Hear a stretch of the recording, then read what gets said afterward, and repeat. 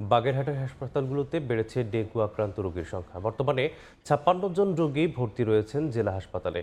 ডেঙ্গুর সর্বশেষ পরিস্থিতি জানাতে সেখান থেকে যুক্ত হচ্ছেন সহকর্মী আলী আকবর টুটুল। সরাসরি যাচ্ছি তার কাছে।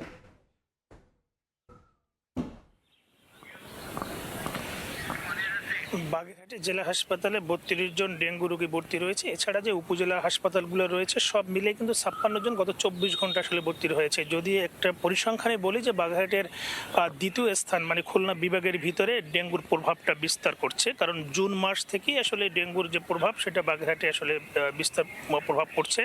যার ফলে বাগেরহাটে যদি একটু বলি যে বাগেরহাটের সদরের পাশে এটা কচু উপজেলায় আসলে দুটো ইউনিয়নে আসলে এই ডেঙ্গুর ডেঞ্জার জোন, কারণ এখান থেকে প্রতিনিয়ত কিন্তু ওই এলাকা থেকে আসলে রোগীর এখানে ভর্তি আসে। যদি বলি বলে নারী, পুরুষ এবং শিশু সহ নানা বয়সী আসলে আক্রান্ত হচ্ছে এই ডেঙ্গুর কারণে।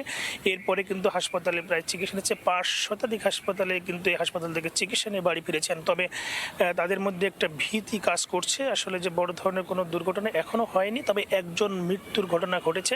এরপরেও কিন্তু তারা চিকিৎসা নিতে আসলে বেগ পেতে হচ্ছে। আসলে একেবারে দরিদ্র পীড়িত এলাকার মানুষ আসলে সচেতনতার অভাবটাকে দায়ী করছেন এখানকার মানুষ, কারণ বদ্ধ পানি এবং জলাশয় থাকার কারণে ডেঙ্গুর যে লাবড়া থেকে যে উৎপাদন হচ্ছে এই কারণে আসলে ডেঙ্গুর যে বিস্তারটা প্রভাব পড়ছে এমনটাই কিন্তু আমরা চিকিৎসকের মাধ্যমে জেনেছি। তবে সতর্ক থাকার জন্য অনেকেই কিন্তু সচেতনামূলক কর্মকাণ্ড কিছুটা পরিচালনা করলেও কিন্তু সেটা দৃশ্যমান নয়, যার ফলে আসলে ডেঙ্গুর প্রভাবটা অনেকটা বিস্তার করছে।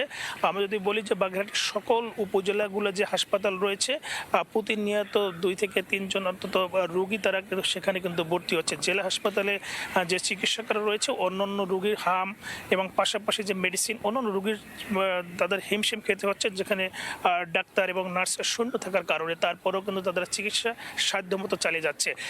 এরপরে বাগেরহাটের যদি আমি বলি যে এই যে উপকূলীয় এলাকার এই যে মানুষের মাঝে এক ধরনের উদ্বেগ উৎকণ্ঠা কিন্তু ছড়িয়ে রয়েছে। তবে জেলা হাসপাতালে যে তত্ত্বাবধায়ক রয়েছে তিনি কিন্তু জানিয়েছেন তারা কিন্তু যথেষ্ট চেষ্টা করছেন চিকিৎসা সেবা দেওয়ার জন্য।